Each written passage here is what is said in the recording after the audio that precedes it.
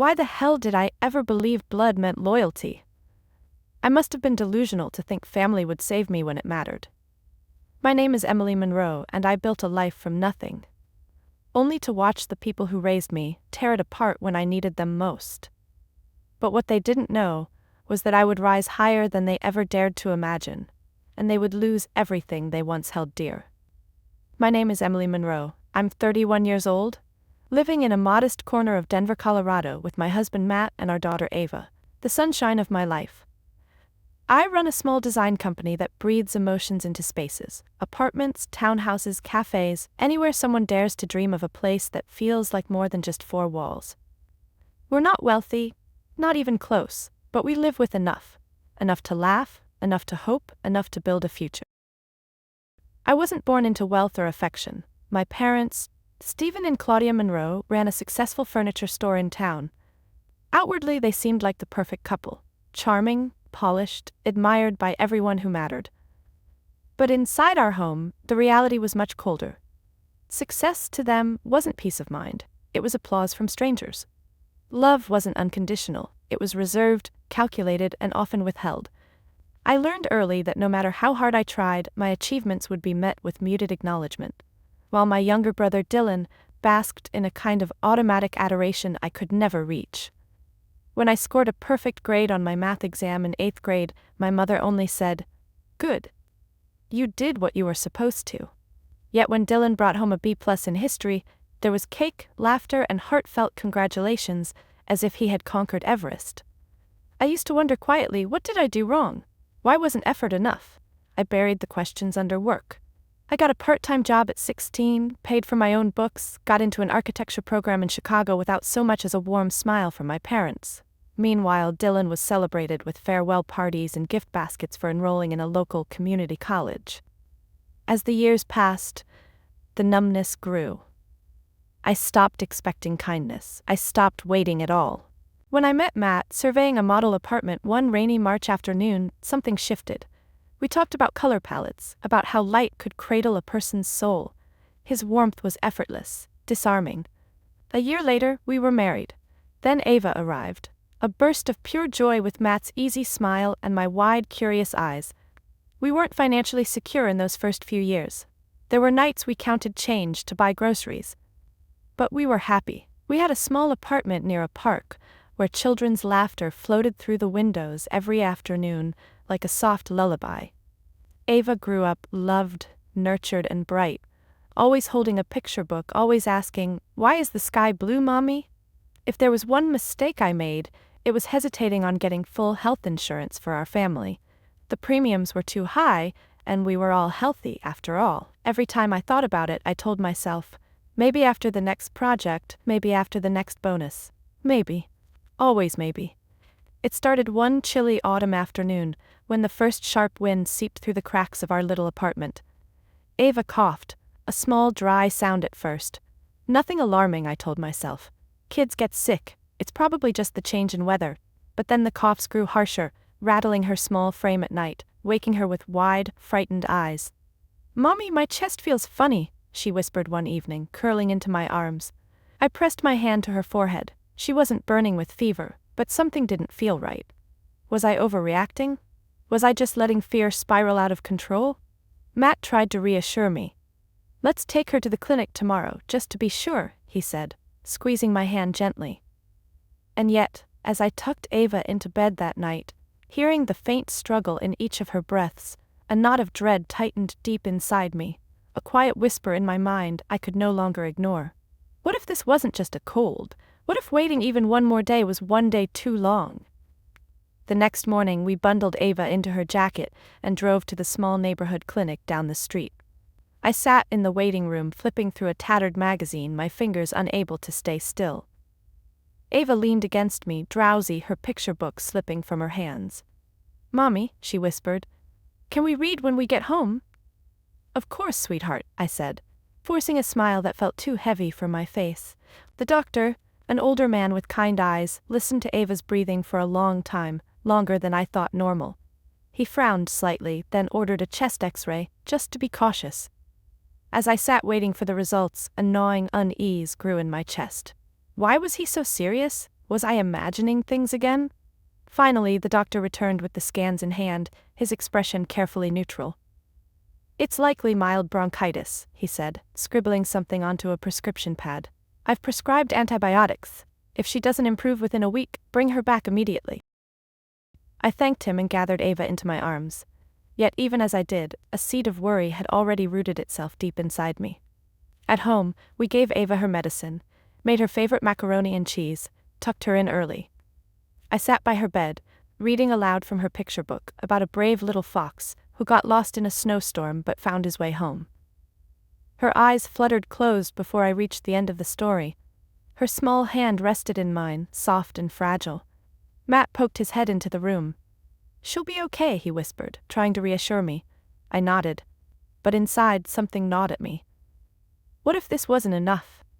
What if we were losing precious time pretending everything was fine? The days blurred together. Ava's cough didn't get better, it deepened, became a harsh rattle that shook her body at night, leaving her gasping for air.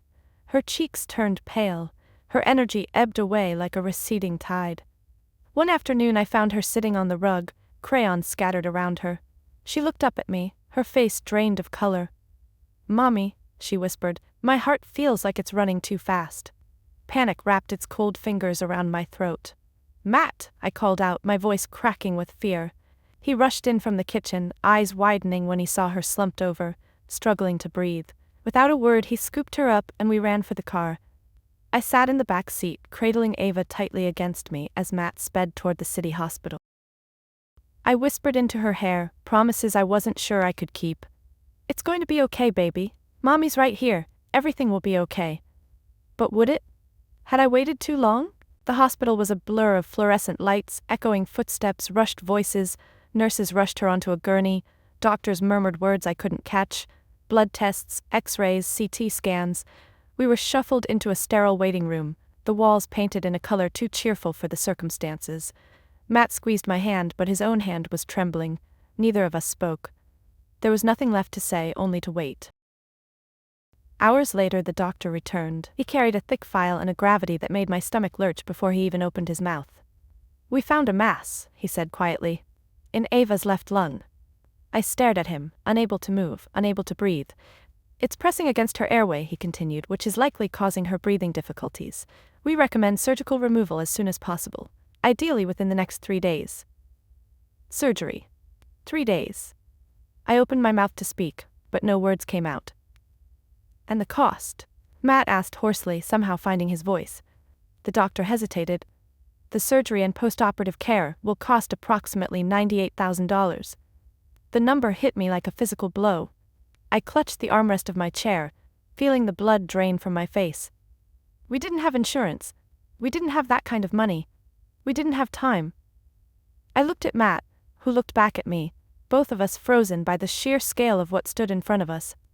I thought of Ava's warm little hand holding mine. I thought of the picture books, the laughter, the dreams yet to come, and in that moment, a single desperate thought screamed through my mind. Where do we find that kind of money? Who can we turn to? I knew the answer even before the question fully formed. There was only one place left to ask. One place I had sworn never to turn back to. Home. That night, after Ava finally drifted into an uneasy sleep in her hospital bed, I sat in the dim glow of the room's single lamp, phone clutched tightly in my hand.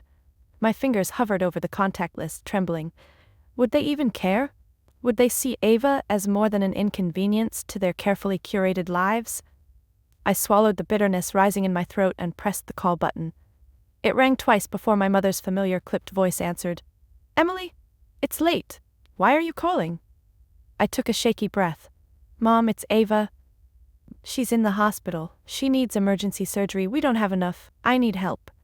There was a pause, the kind that stretches thin and sharp across the heart. "Oh, Emily," she said, her voice more irritated than concerned, "this is terrible timing. Your father and I are hosting our 40th wedding anniversary next week. You know how much we've invested in the preparations." "I'm not asking you to cancel anything," I said quickly, almost pleading. I just need some help, please. Ava is—" "You know how important appearances are, Emily," she interrupted, her voice cooled and practiced. "We can't be seen in financial disarray just before such a public event." For a moment, I couldn't speak. The words felt too heavy to form. I stared at the IV line attached to my daughter's tiny arm, at her labored breathing. "Mom," I whispered, "she's your granddaughter." There was another long silence. Then, with a finality that cleaved straight through me, she said, "I'm sorry, Emily. We can't." The line went dead. I lowered the phone onto my lap, the weight of it crushing. How could blood be so cold? How could they turn away so easily? But still, part of me refused to give up. Maybe if I went in person, maybe if they saw me, saw the desperation in my eyes, they would understand. The next afternoon, I pulled on the only black coat I owned, tied my hair back tightly, and gripped Ava's medical records in my hands like a shield. Matt offered to come with me, but I shook my head. This was something I had to do alone. As I drove up to the familiar mansion in Boulder, my chest tightened. The driveway was packed with sleek, polished cars. From the backyard, the faint strains of music and laughter floated in the air. They were hosting an engagement rehearsal party for Dylan and his new fiancée. I stepped through the front doors into a world I recognized but no longer belonged to. The glittering chandeliers, the golden decor, the champagne glasses, and the people, smiling, laughing, clinking their glasses, utterly oblivious to the life I was fighting to save. I spotted my mother across the room, laughing with a circle of elegantly dressed guests. Without hesitation, I made my way to her, cutting through waves of designer perfume and hollow conversations. "Mom," I said, my voice barely steady, "please, I just need 5 minutes." She turned, her smile faltering slightly at the sight of me. "Emily," she said coolly, "this really isn't the time." "It's Ava," I pressed, my voice cracking. "She needs surgery. Please, just a part of the cost. We've sold everything we can, we just need a little more." Around us, conversations quieted. Heads began to turn, my mother's lips tightened. She leaned closer and hissed under her breath, "Don't embarrass yourself or us any further." "I'm not trying to cause a scene," I said, forcing the tears down. "I'm trying to save my daughter's life." "Emily," she said, her voice sharp now, "this party is for Dylan, this day is about him, please don't ruin it." I stood there, stunned, as she turned her back to me, seamlessly slipping back into her role as the perfect hostess. Desperation clawed at me. I turned and spotted my father near the bar, speaking to Dylan and a few guests. I marched over, my heart pounding. "Dad," I said, interrupting his conversation, "please, Ava needs surgery, I just need a little help, I'll pay it back." My father frowned, his face darkening. "Emily," he said lowly, "this isn't the place." Dylan laughed lightly, raising his champagne glass. "You're always so dramatic, Em," he said.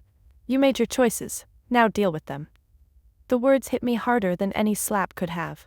I looked at them, at the people who shared my blood, and realized something profound. I didn't belong here anymore. Maybe I never had. I tucked the medical records back into my bag, my hands trembling. Without another word, I turned and walked out of the mansion, each step heavy, the sound of laughter and clinking glasses fading behind me. When I reached the car, I sat behind the wheel and finally let the tears fall. Quiet, endless, empty tears. I wasn't crying for myself anymore. I was crying for Ava, for the realization that blood ties meant nothing without love. That night, as I sat by Ava's bedside once again, I made a vow. I would save my daughter. I would find another way. I would never beg them again. The night after walking out of that mansion, I barely slept. I sat beside Ava's hospital bed, listening to the soft beeping of the monitors, to the shallow rise and fall of her tiny chest. Her small hand was curled around her favorite stuffed rabbit, the edges worn from years of love. I had no tears left. Only a searing, silent fire inside me. If my own parents could turn their backs on their granddaughter, then what was left for me to lose? Nothing. Nothing but Ava. And for her, I would burn the world if I had to. At dawn, when the first pale light crept through the hospital windows, Matt arrived, carrying 2 cups of coffee. He handed one to me without a word. His face was pale, but his eyes held something steady, an anchor I didn't know I had been clinging to. "We'll sell the truck," he said simply. I looked at him, stunned. The truck was Matt's pride, a battered old Ford he had rebuilt with his own hands. We had driven it across states on our honeymoon, laughing as we got lost on winding mountain roads. It was more than a vehicle. It was memories, dreams, stitched into metal and leather. "You don't have to," I started. He shook his head. "I have to. Ava needs it more." That afternoon, we listed the truck. Then my work computer, the old living room sofa, even the small gold locket my grandmother had given me years ago, one of the few things I had left that ever felt like love. Strangers came by, handing over crumpled bills and polite smiles. Moving to a new place, one woman asked cheerfully. I smiled back, empty inside. Something like that. In 3 days we scraped together nearly $29,000. It wasn't enough. Not even close. I started calling everyone I knew, friends from college, old clients, acquaintances I hadn't spoken to in years. Some didn't answer, some offered polite excuses. But some surprised me beyond words. Anna, my roommate from college, now a struggling music teacher, wired $500 to my account with a message. It's not much, but it's my whole month's savings. Ava will make it. I believe in you. I cried when I read her words, the kind of tears that heal cracks no one else can see. The next day, Travis, one of my newest employees, walked into my office at noon. He placed a small envelope on my desk. I have $320, he said shyly. I was going to buy a new laptop, but Ava needs it more. I stood up and hugged him, unable to say a single word. We received $20, $50, $100 here and there, from neighbors, former classmates, even a few clients I had barely met in person. People who didn't owe me anything, people who weren't bound to me by blood, yet chose to stand by me. Even so, after everything, we were still $40,000 short. At night, lying stiffly on the hospital's vinyl couch, I stared at the ceiling and ran through impossible options: high-interest loans, crowdfunding sites, selling what little else we had left. Nothing but Ava. And for her, I would burn the world if I had to. At dawn, when the first pale light crept through the hospital windows, Matt arrived carrying 2 cups of coffee. He handed one to me without a word. His face was pale, but his eyes held something steady, an anchor I didn't know I had been clinging to. "We'll sell the truck," he said simply. I looked at him, stunned. The truck was Matt's pride, a battered old Ford he had rebuilt with his own hands. We had driven it across states on our honeymoon, laughing as we got lost on winding mountain roads. It was more than a vehicle. It was memories, dreams stitched into metal and leather. "You don't have to," I started. He shook his head. "I have to. Ava needs it more." That afternoon we listed the truck. Then my work computer. The old living room sofa. Even the small gold locket my grandmother had given me years ago, one of the few things I had left that ever felt like love. Strangers came by, handing over crumpled bills and polite smiles. "Moving to a new place?" one woman asked cheerfully. I smiled back, empty inside. Something like that. In 3 days we scraped together nearly $29,000. It wasn't enough, not even close. I started calling everyone I knew, friends from college, old clients, acquaintances I hadn't spoken to in years. Some didn't answer, some offered polite excuses, but some surprised me beyond words. Anna, my roommate from college, now a struggling music teacher, wired $500 to my account with a message. "It's not much, but it's my whole month's savings. Ava will make it. I believe in you." I cried when I read her words, the kind of tears that heal cracks no one else can see. The next day, Travis, one of my newest employees, walked into my office at noon. He placed a small envelope on my desk. "I have $320, he said shyly. "I was going to buy a new laptop, but Ava needs it more." I stood up and hugged him, unable to say a single word. We received $20, $50, $100 here and there, from neighbors, former classmates, even a few clients I had barely met in person, people who didn't owe me anything, people who weren't bound to me by blood, yet chose to stand by me. Even so, after everything, we were still $40,000 short. At night, lying stiffly on the hospital's vinyl couch, I stared at the ceiling and ran through impossible options: high-interest loans, crowdfunding sites, selling what little else we had left. Was it enough? Would it ever be enough?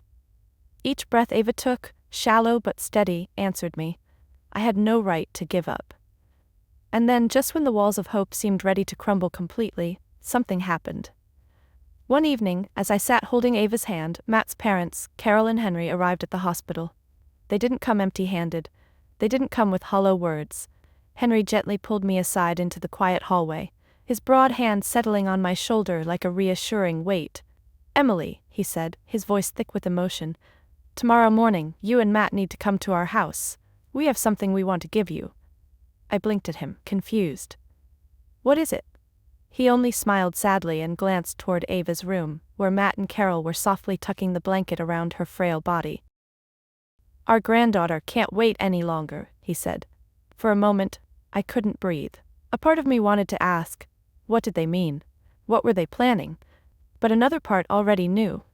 Not with words, but with the overwhelming, staggering love only true family could ever offer. The next morning, Matt and I drove through the quiet streets of southern Denver to reach Carol and Henry's house. When we arrived, I immediately sensed something different. The living room felt emptier than before. The worn couch where we used to sit and share holiday dinners was gone. The framed paintings of mountain landscapes had vanished from the walls. Even the old grandfather clock that had chimed every hour for decades was missing. Before I could even ask, Carol appeared from the kitchen carrying a tray with 2 cups of steaming tea. She set them down gently and placed a thick stack of papers on the table between us. Henry sat beside her, his rough, calloused hands folded tightly in his lap. I picked up the papers, my fingers trembling slightly. A property transfer agreement. Sale price, $136,000. I looked up at them, stunned. Mom, Dad, what is this? Carol reached across the table and took my hand into hers. Her touch was warm, steady, the opposite of everything I had felt just days ago at my parents' mansion. We're selling the house, she said simply. We already found a buyer. I shook my head, my heart pounding. No, you can't, this is your home. Henry leaned forward, his voice firm but gentle. This house is just walls and wood, Emily. Ava is life, and she only gets one. Was it enough? Would it ever be enough? Each breath Ava took, shallow but steady, answered me. I had no right to give up. And then, just when the walls of hope seemed ready to crumble completely, something happened.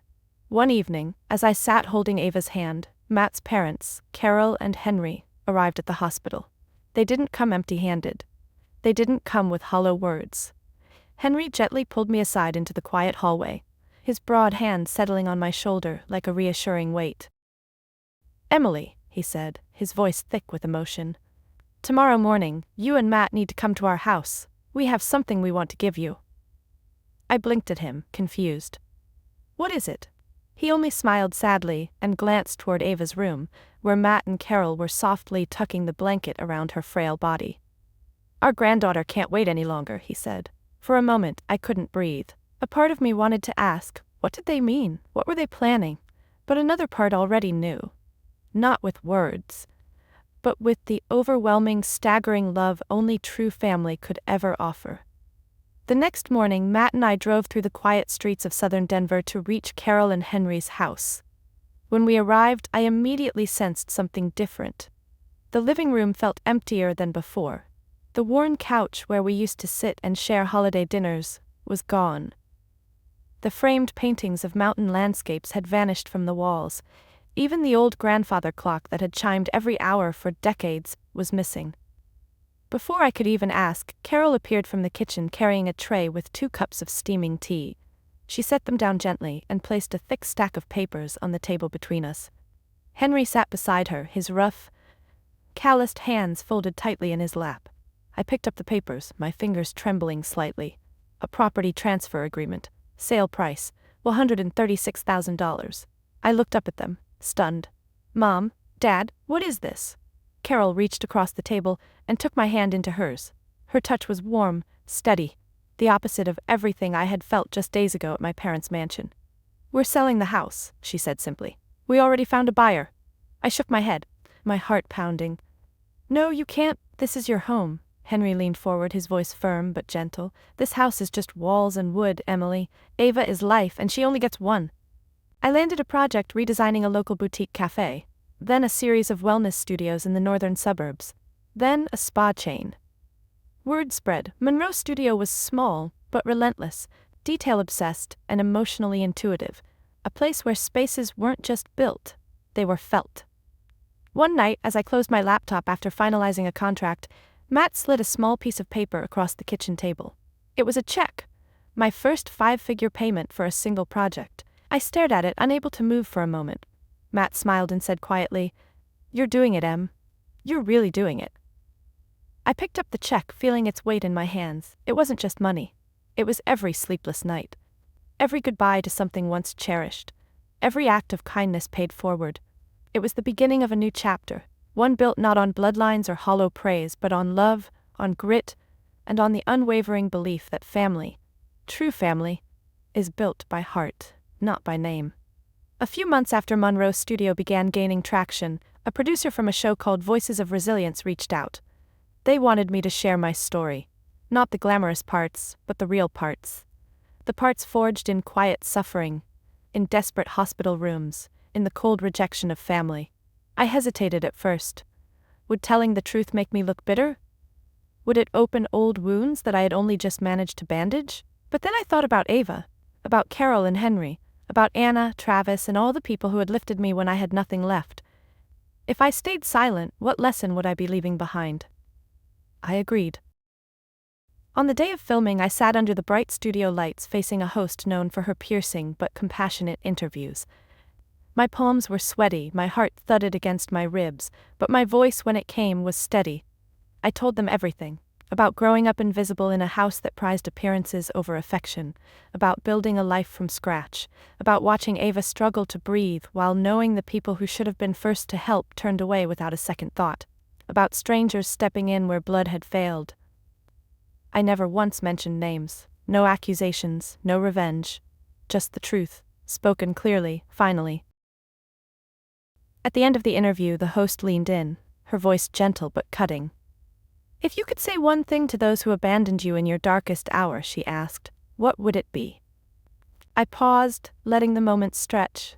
Then I looked straight into the camera and said, "Thank you. Because of you, I learned not to seek love where it doesn't exist. Because of you, I found the family who would walk through fire for me. Because of you, I built a life no rejection can ever touch." The episode aired 2 weeks later. I thought it would be just another small human interest story. A few comments, a few tears. I was wrong. The story exploded. Clips of my interview spread across social media. Articles were written, podcasts discussed it. Messages flooded my inbox from people, strangers, who said they saw themselves in my words, people who had survived betrayal, abandonment, indifference, and then, without me ever naming names, the dots connected. Denver was not such a big city after all. People remembered Monroe's living, the lavish furniture store. They remembered Dylan Monroe, the smooth-talking real estate agent who had once boasted on LinkedIn about his 6-figure engagement ring. The backlash came swiftly. Monroe's Living's reviews plummeted overnight, flooded with 1-star ratings and scathing comments. Suppliers pulled contracts, longtime customers canceled orders. The store was forced to close for internal restructuring, though everyone knew the real reason. Dylan's engagement crumbled next.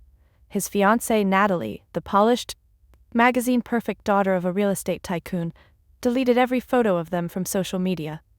Quietly, she broke off the engagement and moved out. I didn't celebrate. There was no satisfaction in watching someone else's world fall apart, even someone who had once laughed at my daughter's suffering. It felt empty. I felt only the quiet, steady beat of closure.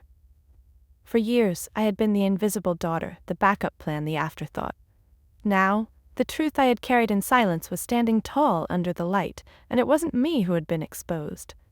It was them. It was late one evening when my phone buzzed against the kitchen counter.